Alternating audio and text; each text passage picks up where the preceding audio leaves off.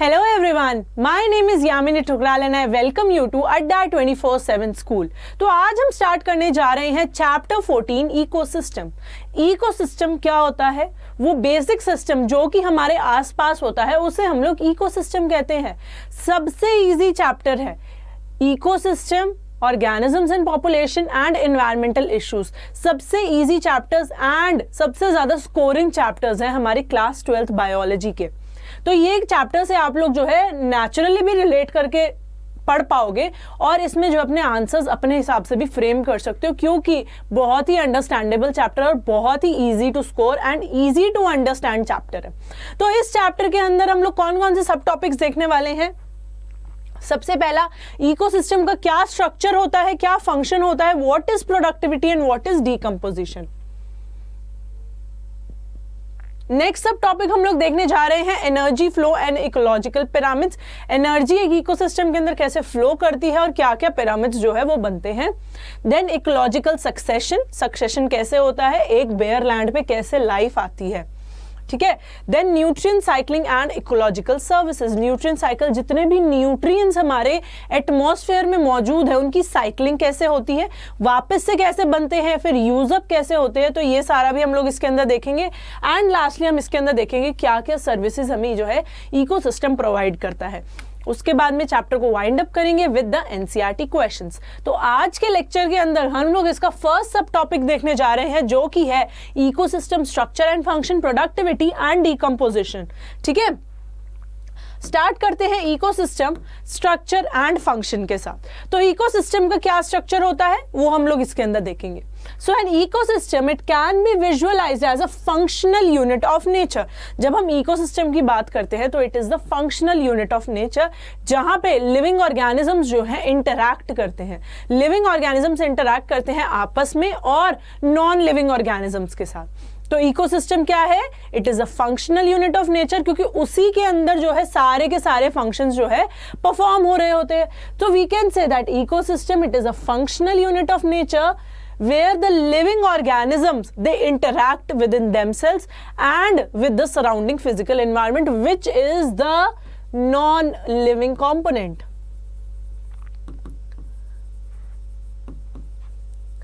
तो इस functional unit के अंदर क्या होता है कि living organism they interact with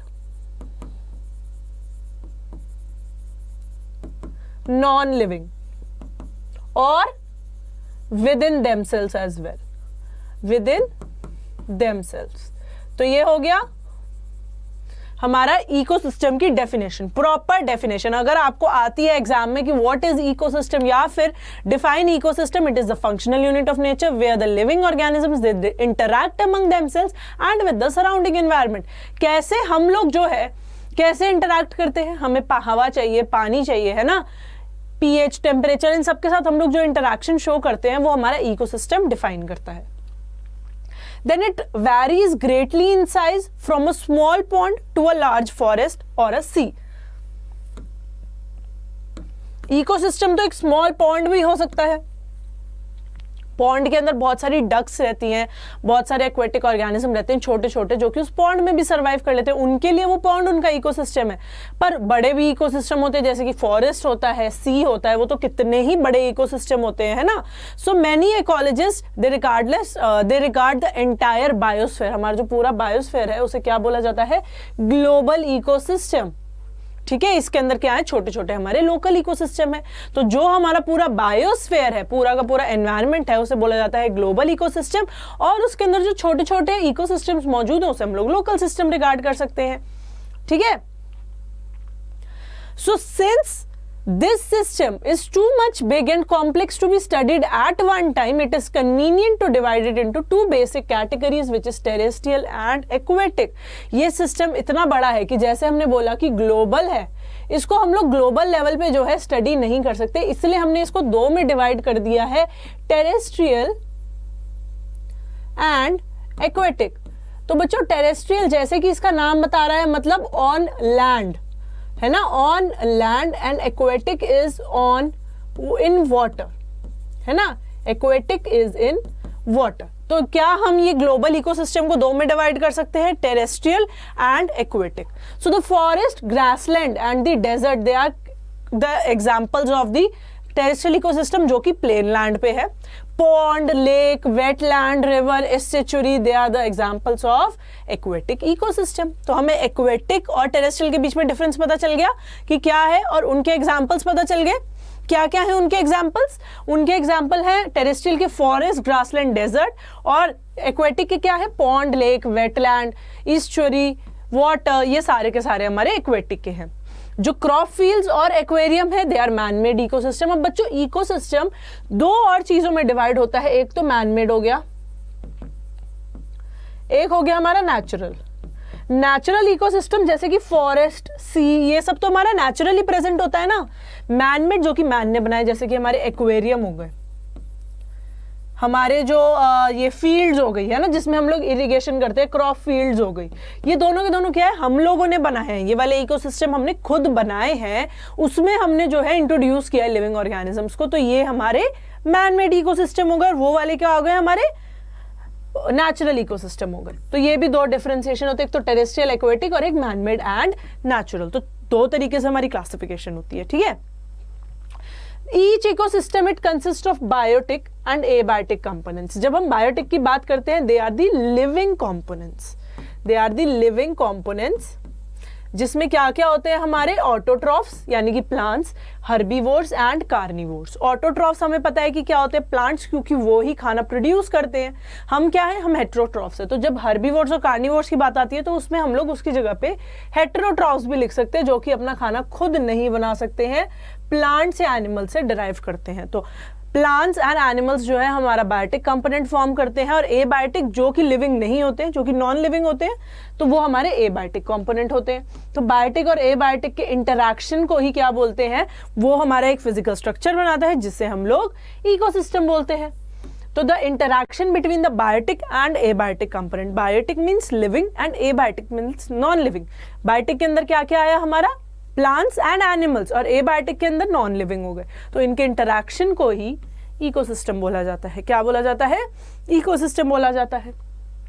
So the identification and enumeration of plant and animal species it give rise to specific composition. तो जब हम प्लांट और एनिमल स्पीशीज की आइडेंटिफिकेशन करते हैं कि इकोसिस्टम में, वो क्या बताता है कि उस सिस्टम का कॉम्पोजिशन क्या है, कि उस सिस्टम का कॉम्पोजिशन क्या है. So it determines the specific composition, the identification of a plant and the animal species in an ecosystem. It defines the specific composition. हम बता सकते हैं ना कि इसके अंदर ये चीज़ है, इसके अंदर ये वाली स्पीशी है, इसके अंदर ये वाली स्पीशी है. तो जैसे कि हम एक फील्ड के अंदर गए, क्रॉप फील्ड के अंदर, तो हम कहेंगे ना कि इसके अंदर शुगर केन ग्रो कर रही है, तो ये शुगर केन की फील्ड है. या फिर कहीं पे मैंगो ट्री ग्रो कर रहे हैं तो ये मैंगो ट्री की फील्ड है ना. हम ऐसे स्पेसिफाई कर सकते हैं. तो इसलिए अब जैसे जब हम फॉरेस्ट देखते हैं तो रेन फॉरेस्ट जिसके अंदर सारे ट्रीज एक जैसे होंगे, है ना. तो ये जो है उसकी species composition, identification of the species से ही आती है. The vertical distribution of different species occupying different levels, it is called as stratification. जो vertical distribution होता है species का, it is known as stratification. different levels पे जो है हम species को classify करते हैं, उसे हम लोग क्या बोलते हैं, stratification. For example, the trees occupy top vertical strata, shrubs the second, and herbs and grasses they occupy the bottom layers.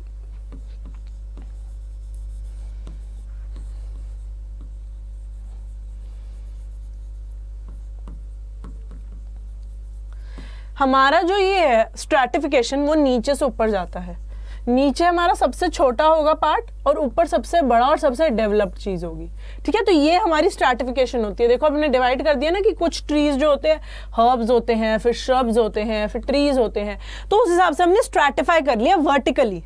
और नीचे जो होता है सबसे अंडर डेवलप्ड, और सबसे ऊपर जो होता है वो ओवर डेवलप्ड. ठीक है.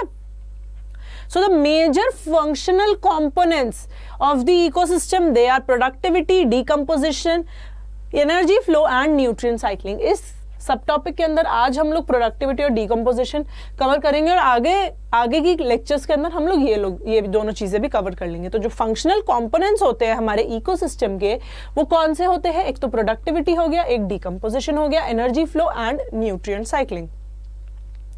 सो पॉन्ड इकोसिस्टम के थ्रू जो है हम इनको अंडरस्टैंड कर सकते हैं। सो पॉन्ड क्या होता है? It is a shallow water body. Pond को हम लोग क्या बोलते हैं? It is a shallow water body in which all the basic structural and functional components are present. Productivity भी है, डीकम्पोजिशन, एनर्जी फ्लो और न्यूट्रिएंट साइक्लिंग, तीनों होती है और हम तीनों को इसके अंदर देखेंगे कि पॉन्ड इकोसिस्टम के अंदर ऐसा क्या है जिससे कि हमें वो चीज समझ आ जाए। तो पॉन्ड क्या होता है? हमारी शैलो वाटर बॉडी होती है जिसके अंदर सारे basic structural and functional components हो जाते हैं। सो एबायोटिक कंपोनेंट्स होते हैं वाटर, उसके साथ में dissolved inorganic and organic materials और soil which is deposited at the bottom. तो एबायोटिक कंपोनेंट से जब हम लोग स्टार्ट करें, एबायोटिक कंपोनेंट्स के अंदर क्या होगा?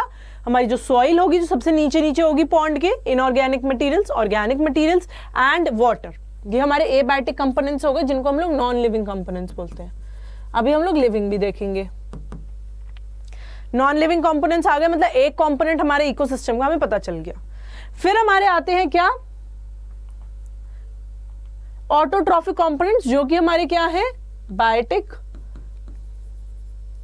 इसके अंदर क्या है? Phytoplanktons, algae, floating and submerged and marginal plants which are found at the edges. तो और सबसे पहले आपने देखा बायोटिक कंपोनेंट्स के अंदर autotrophic, which can make the food, which can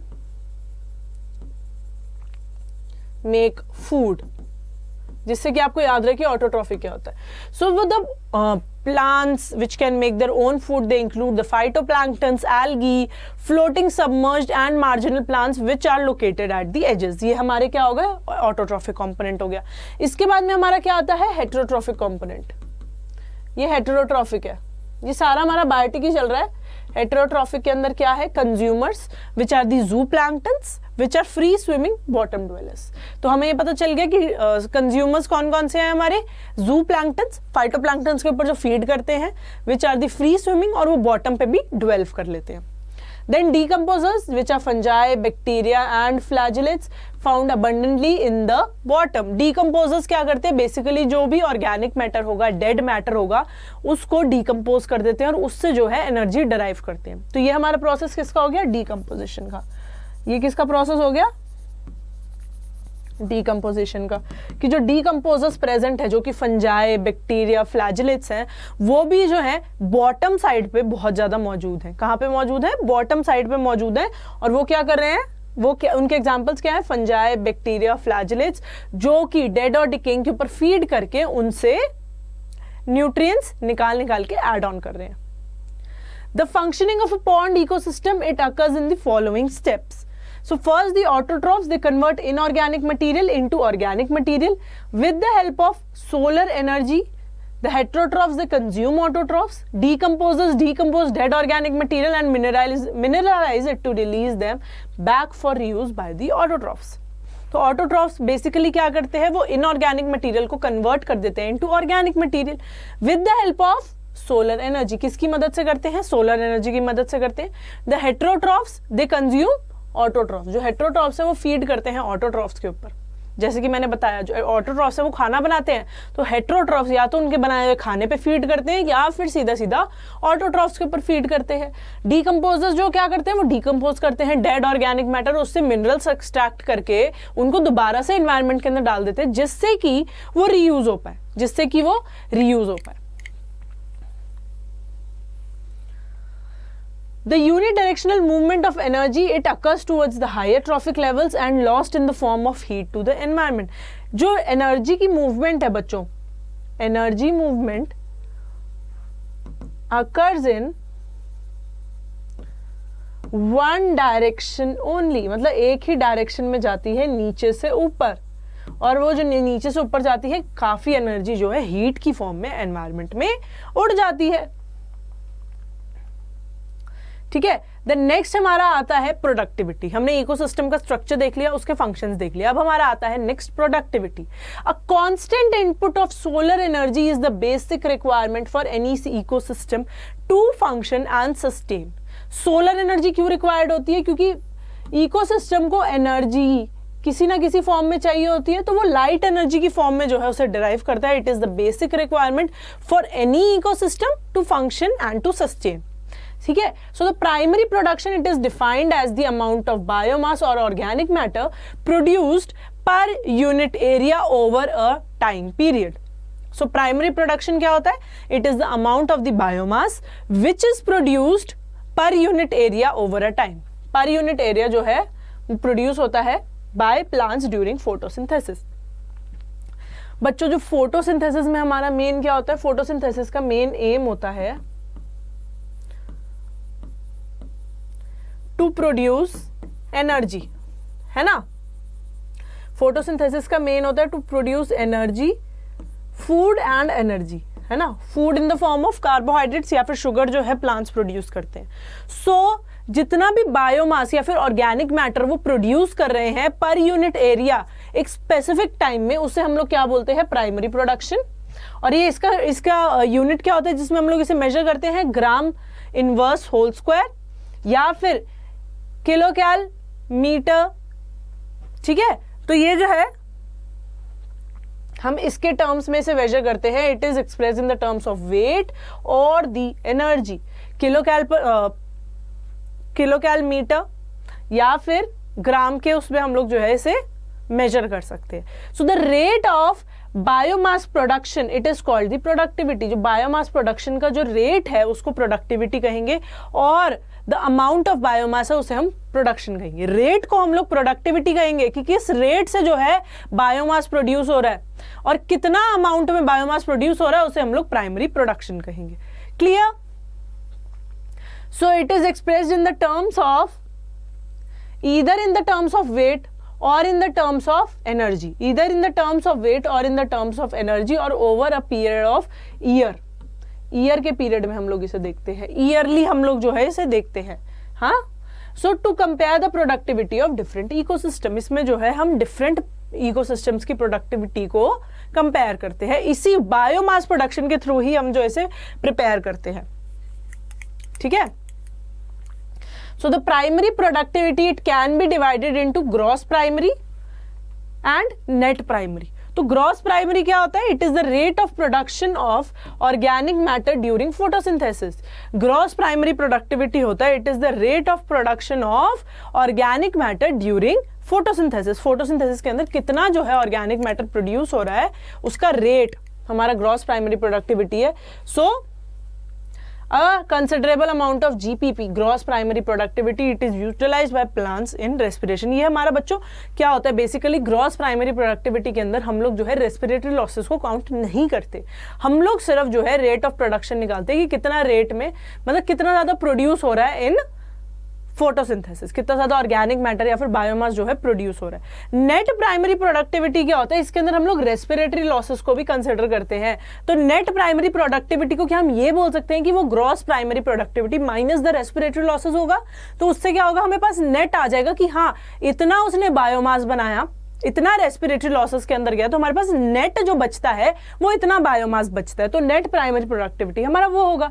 so NPP is the available biomass for the consumption of the heterotrophs that is herbivores and decomposers. तो basically हम इसे ये बोल सकते हैं जो नेट प्राइमरी प्रोडक्टिविटी है वो ही अवेलेबल है टू कंज्यूम, है ना. हेट्रोट्रॉफ्स उतनी ही जो है एनपीपी, जितना एनपीपी आया है ना उतना ही बायोमास हमारे पास है जो कि हेट्रोट्रॉफ्स उसे कंज्यूम कर सकते हैं. हेट्रोट्रॉफ्स के अंदर क्या क्या आएंगे? हमारे हर्बीवोर्स एंड डीकंपोजर्स. क्योंकि जो कार्निवोर्स है वो तो एनिमल फ्लैश पे फीड करेंगे, है ना. जो कार्निवोर्स है वो एनिमल फ्लैश पे फीड करेंगे, तो एनपीपी के ऊपर हमारे हर्बीवोर्स और डीकंपोजर्स जो है वो फीड करेंगे. So it is the amount which is available for the consumption for the heterotrophs. तो हमें पता चल गया what is gross primary productivity. It is the rate of production of organic matter during photosynthesis. But net primary productivity it is the gross primary productivity minus the respiratory losses. तो हमें पास net आ जाता है कि the biomass available for the consumption for the heterotrophs वो हमारा net primary productivity हो जाएगा. और जो हम प्रोडक्टिविटी कौन से यूनिट में मेजर करते हैं? इधर in the terms of weight या फिर एनर्जी. ठीक है, वेट या फिर एनर्जी. और इसे हम लोग जो है ईयरली देखते हैं. ठीक है. Primary productivity, secondary productivity is the rate of formation of new organic matter by the consumers. ये कंज्यूमर्स के जो कंज्यूमर्स हमारे जो है नया ऑर्गेनिक मैटर बनाते हैं, वो उसका जो रेट होता है वो हमारा सेकेंडरी प्रोडक्टिविटी आता है। प्राइमरी प्रोडक्टिविटी बच्चों ज़्यादा इंपॉर्टेंट है क्योंकि उसके अंदर हमारी दो टर्म्स आती है, ग्रॉस एंड नेट। तो इसके अंदर बेसिक्स जो है मतलब हमारे लिए जो है एक वो पूछ लेता है, डिफरेंशिएशन पूछ लेता है कि डिफरेंशिएशन क्या है आप बता दो, तो वो ज़्यादा इंपॉर्टेंट है rather than the secondary productivity. So the primary productivity depends on plant species inhabiting particular area, क्योंकि बेसिक्स जो फर्स्ट डिपेंडेंसी होनी चाहिए वो प्लांट स्पीशी पे ही होनी चाहिए कि प्लांट स्पीशी कितना हमें बायोमास प्रोड्यूस करके दे रहा है ना। तो प्लांट स्पीशी जो भी इनहैबिट कर रही है उस एरिया को, उसके ऊपर सबसे बड़ा डिपेंडेंट ये रहेगा। Then availability of the nutrients, nutrients की अवेलेबिलिटी कितनी है, क्योंकि अगर ज्यादा होगी तो ज्यादा बायोमास बनेगा और अगर कम होगी तो कम बनेगा।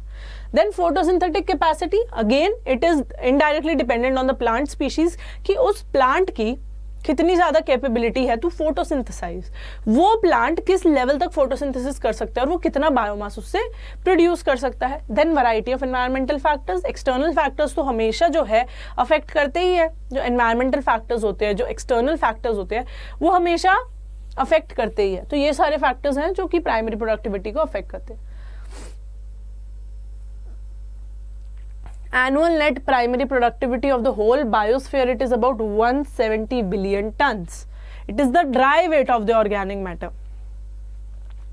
Despite of occupying about 70% of the surface of the earth, the productivity of the oceans, they are only 55 billion tons.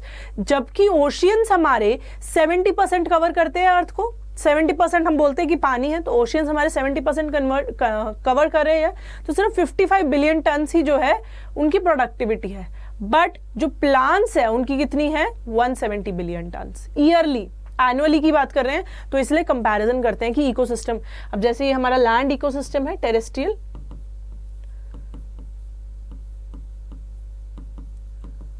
और ये क्या है हमारा एक्वेटिक। तो आप जो है कंपेयर कर सकते हो कि एक्वेटिक जो है नेट प्राइमरी प्रोडक्टिविटी हमें कम देता है 55 बिलियन टन ईयरली, और जो लैंड है, जो टेरेस्ट्रियल इकोसिस्टम है वो कितना देता है, 170 बिलियन टन। देन डीकम्पोजिशन आता है, जैसे कि मैंने बताया, it is the process in which the decomposers they break down complex organic matter into inorganic substances. तो डीकम्पोजिशन क्या है, it is the breakdown of the complex organic matter. Complex organic matter को जब ब्रेक डाउन कर देते हैं into inorganic substances like carbon dioxide, water, nutrients, मतलब हम ये बोल सकते हैं कि कॉम्प्लेक्स से सिंपलर जो है हमारे वो मॉलिक्यूल्स में कन्वर्ट कर देते हैं, तो वो हमारा क्या होता है, डीकम्पोजिशन होता है। सो द रॉ मटेरियल्स क्या होते हैं, इसके डेट्राइटस होते हैं which are the dead and the plant remains, which are the dead and the plant remains such as the leaves, barks, flowers and dead remains of the animals including the fecal matter. So जो इसका raw material रहता है वो detritus रहता है, जिसके अंदर क्या आते हैं, हमारे डेड प्लांट रिमेन्स आते हैं, जैसे कि लीव्स हो गए, बार्क्स हो गए, जो सेनेसेंट हो चुके हैं, जो ऑलरेडी मर के झड़ चुके हैं, जैसे कि अर्थवॉर्म्स होते हैं ना, वो अर्थवॉर्म्स भी इन्हीं डेड और डिकेइंग पे फीड करते हैं। कि आप नीचे देखोगे कि पत्ते वत्ते पड़े होते हैं, गिरे हुए जो प्लांट से झड़ जाते हैं, जो पौधे से या फिर जो ट्री से झड़ जाते हैं, वो उस पर फीड कर रहे होते हैं और उससे जो है वो मिनरल्स डिराइव करके एनवायरनमेंट में अवेलेबल करवा देते हैं। तो वो जब सब होता है जिसमें डेड और डिकेइंग रिमेन्स होते हैं और barks, flowers, remains of animals, जैसे कि उनकी बोन्स हो गई, उनका फ्लैश हो गया, आप देखते हो कि थोड़े टाइम बाद जो है वो खुद ही गायब हो जाता है। अगर हम एक जगह पे मिट्टी के अंदर किसी, जैसे हमने किसी डॉग को मरे हुए देख लिया, तो कुछ टाइम बाद हम देखेंगे वो डॉग वहाँ पे है ही नहीं, वो डीकम्पोज हो जाता है। उस पर यही डीकम्पोजर्स जो है फीड करके उससे मिनरल्स एक्सट्रैक्ट करते हैं, वापस एनवायरनमेंट को प्रोवाइड कर देते हैं। So the fecal matter, they also feed on the fecal matter, तभी फीकल मैटर भी जो है वो डिसॉल्व हो जाता है, तो इन सब पे वो जो है फीड कर लेते हैं। So the process of decomposition it occurs in the following steps. Steps क्या क्या है हमारे डीकम्पोजिशन के? First is the fragmentation which is the breakdown of detritus into smaller particles by detritivores such as the earthworm, जैसे मैंने आपको example दिया था। इनको हम लोग detritivores भी बोलते हैं, फिर decomposers भी बोल सकते हैं। दो इनके नाम है, क्योंकि ये detritus पे फीड करते हैं इसलिए इनको detritivores बोलते हैं, है ना।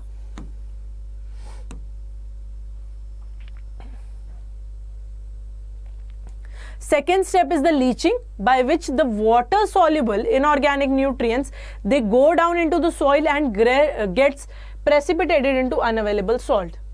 पहले उन्होंने फ्रैगमेंट किया, उसके बाद में क्या होगा, जो वाटर सॉल्युबल इनऑर्गेनिक सब्सटेंसेस है, जो न्यूट्रिएंट्स है, वो सॉइल के अंदर चले जाते हैं और वो अनअवेलेबल हो जाते हैं. ठीक है. देन उसके बाद में आता है catabolism. It is the process of degradation of detritus into simpler organic substances. Complex से सिंपल, कॉम्प्लेक्स ऑर्गेनिक से सिंपलर इनऑर्गेनिक सब्सटेंसेस में जब कन्वर्ट हो जाते हैं, जब डिग्रेड हो जाते हैं, उससे हम लोग क्या बोलते हैं, कैटाबॉलिज्म. इसका मतलब भी क्या होता है, ब्रेकडाउन. कैटाबॉलिज्म का मतलब ही होता है ब्रेकडाउन,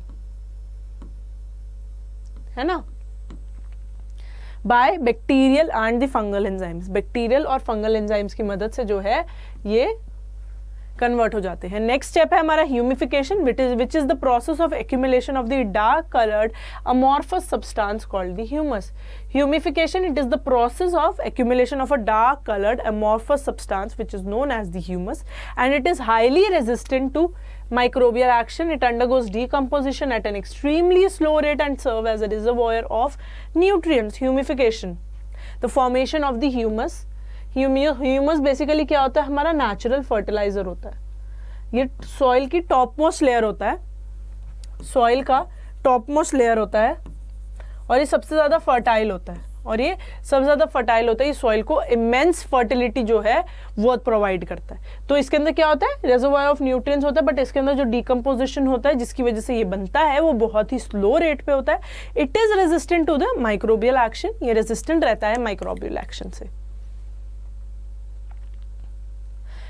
देन आता है हमारा mineralisation, by which the humus is further degraded by some microbes to release inorganic substances. तो हमें पता चल गया कि ह्यूमस के अंदर जो है बहुत सारे न्यूट्रिएंट्स होते हैं.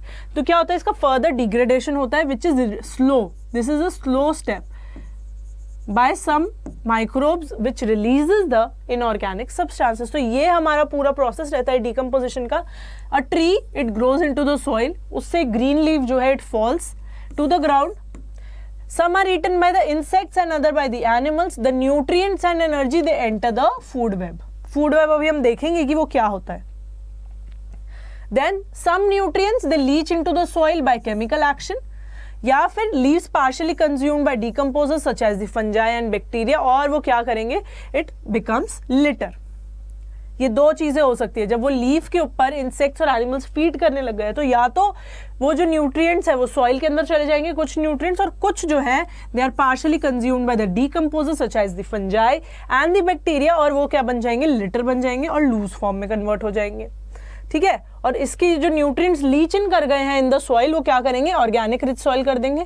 और जो लिटर बन गई हैं they are further decompose by earthworms, bacteria, fungi, और उससे भी जो है सॉइल के अंदर ऑर्गेनिक सब्सटेंसेस आ जाएंगे. देन फिर से वही साइकिल रिपीट होगी. तो ये जो है हमारा डीकम्पोजिशन साइकिल या फिर डेट्राइटस साइकिल को हम लोग बोल सकते हैं. ये हमारी डेट्राइटस साइकिल है या फिर डीकम्पोजिशन साइकिल है कि कैसे होता है. ठीक है.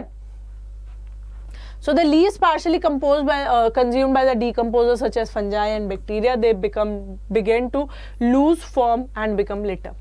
So the decomposition rate ही किस पे डिपेंड करता है, ए ऑक्सीजन अवेलेबिलिटी, कितना ऑक्सीजन अवेलेबल है, क्योंकि ऑक्सीजन की प्रेजेंस में ही जो है डीकम्पोजिशन होता है. Then chemical composition of the detritus, detritus का कॉम्पोजिशन क्या है. Then the climatic factors, temperature, soil and soil moisture.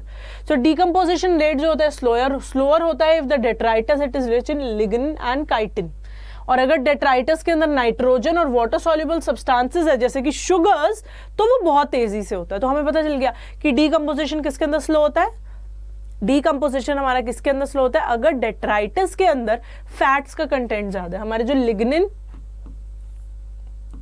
और काइटिन है they are basically what, they are the fats, they are what, they are the fats. तो इसमें जो है हमारा डीकम्पोजिशन का रेट स्लो रहता है. और जब वो शुगर्स होती है या फिर वाटर सॉल्युबल सब्सटेंसेस या फिर नाइट्रोजन होता है तो उसके अंदर उसका रेट जो है हायर रहता है. किस किस पे डिपेंड करता है, oxygen availability, chemical composition, climatic factors, environmental factors, temperature, soil moisture.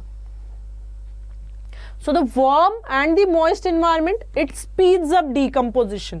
तो जब warm और moist environment होगा वो decomposition को speed up कर देता है, जबकि low temperature and anaerobiosis, the absence of oxygen, it inhibits decomposition और क्या करेगा, the formation of organic material.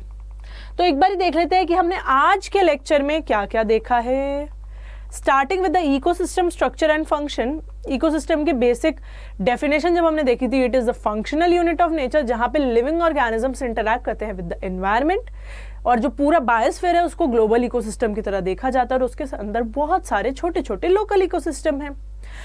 अब ये सिस्टम बहुत बड़ा है तो इसको दो में डिवाइड किया है, टेरेस्ट्रियल एंड एक्वेटिक। कुछ एग्जांपल टेरेस्ट्रियल के बताइए क्या होंगे, ग्रासलैंड, डेजर्ट, फॉरेस्ट।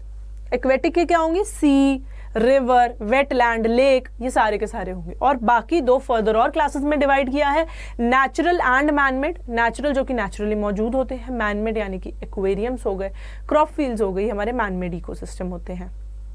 हर इकोसिस्टम के जब हम स्ट्रक्चर की बात करें तो दो कंपोनेंट्स होते हैं, बायोटिक एंड एबायोटिक। बायोटिक जो कि लिविंग कंपोनेंट होता है जिसके अंदर हमारे ऑटोट्रॉफ्स और हेटेरोट्रॉफ्स आते हैं, और एबायोटिक जिसके अंदर हमारे नॉन लिविंग चीजें आती हैं जैसे कि wind, water, temperature, pH, soil, ये सारी की सारी हमारी एबायोटिक में आ जाती है। So the identification of the plant and animal species in an ecosystem, it gives its species composition. अब डिफरेंट स्पीशीज की जो है वर्टिकल डिस्ट्रीब्यूशन की गई है, which is occupying different levels known as the stratification. और जो सबसे छोटा लेवल होता है सबसे नीचे होता है, सबसे ऊंचा लेवल सबसे ऊपर होता है। तो ऐसे हमारी स्ट्रैटिफाई होती है, और नीचे से ऊपर हम इसे पढ़ते हैं। देन फंक्शनल कंपोनेंट्स क्या क्या है हमारे इकोसिस्टम के, productivity, decomposition, energy flow, nutrient cycle, ये सारे के सारे हम एक एक करके पढ़ेंगे। एक बार इनका ब्रीफ देख लेते हैं by studying the pond ecosystem. Pond क्या है हमारा, एक शैलो वाटर बॉडी होती है। एबायोटिक कंपोनेंट्स क्या होते हैं इसके, water, inorganic material, organic material और सॉइल। ऑटोट्रॉफिक कंपोनेंट्स क्या होते हैं, phytoplankton, algae, submerge, marginal plants. Consumers जो कि हमारे क्या होते हैं, बॉटम ड्वेलर्स होते हैं, जू प्लैंक्टन्स होते हैं। Decomposers, fungi, bacteria, flagellates. Functioning कैसे होती है, the autotrophs they convert inorganic material into the organic material by the help of the solar energy, organic material बनाते हैं। हेट्रोट्रॉफ्स ऑटोट्रॉफ्स को कंज्यूम करते हैं या फिर उनके बनाए हुए प्रोडक्ट्स को। डीकम्पोजर्स डेड ऑर्गेनिक मैटर को डीकम्पोज करके जो भी मिनरल्स उनसे रिलीज होते हैं उसे रिलीज करके रीयूज में ले आते हैं इन द एनवायरमेंट। तो जो एनर्जी का फ्लो रहता है वो हमारा यूनिडायरेक्शनल रहता है towards the higher trophic levels. Then हम आते हैं प्रोडक्टिविटी पे। Constant input of solar energy it is required by the ecosystem. The primary production क्या है, it is the amount of production, amount of biomass produced. ठीक है, और इसे वेट की टर्म्स में भी देखा जाता है, एनर्जी की टर्म्स में भी। जब हम प्रोडक्टिविटी की बात करते हैं वो रेट होता है of the production of the biomass. ठीक है, हमारी जो प्रोडक्टिविटी है दो में डिवाइडेड होती है, gross primary productivity and net primary productivity. जब हम ग्रॉस की बात करते हैं तो it is the rate of production of organic matter during a photosynthesis. इसके अंदर हम रेस्पिरेटरी लॉसेस को काउंट नहीं करते हैं, बल्कि नेट प्राइमरी प्रोडक्टिविटी के अंदर हम लोग रेस्पिरेटरी लॉसेस को काउंट करते हैं, और वो ग्रॉस प्राइमरी प्रोडक्टिविटी माइनस दी रेस्पिरेटरी लॉसेस होता है। तो net primary productivity it is the amount available for the consumption of the heterotrophs. ठीक है, सेकेंडरी प्रोडक्टिविटी क्या होता है, formation of new organic matter by the consumers, not by the producers. Primary productivity किस पे डिपेंड करता है, plant species में, अवेलेबिलिटी ऑफ द न्यूट्रिएंट्स पे, फोटोसिंथेटिक कैपेसिटी पे और एनवायरमेंटल फैक्टर्स पे। तो एनुअल नेट प्राइमरी प्रोडक्टिविटी हमारी जो प्लांट्स की है, जो टेरेस्ट्रियल इकोसिस्टम की है वो है 170 बिलियन टन्स, और एक्वेटिक इकोसिस्टम की है 55 बिलियन टन्स। देन आता है हमारा decomposition. It is the process by which the decomposers they break down complex organic material into smaller inorganic substances. जो रॉ मटेरियल्स है वो हमारे क्या रहते हैं, डेट्राइटस रहते हैं। जो प्लांट रिमेन्स है वो है leaves, barks, flowers and dead remains of animals. Process of decomposition क्या रहेगा, fragmentation. Fragmentation is the breakdown of the detritus into smaller particles. Leaching क्या होता है, जो वाटर सॉल्युबल हमारे न्यूट्रिएंट्स होते हैं जो कि रिलीज होते हैं बाय द ब्रेकडाउन, वो सॉइल के अंदर चले जाते हैं और वहां पे प्रेसिपिटेट होकर अनअवेलेबल सॉल्ट बना लेते हैं। Catabolism, the degradation of detritus into small inorganic substances. Humification, it is the formation of a dark colour substance known as the humus, जो कि एक्सट्रीमली स्लो रेट पे होता है, it is rich in nutrients.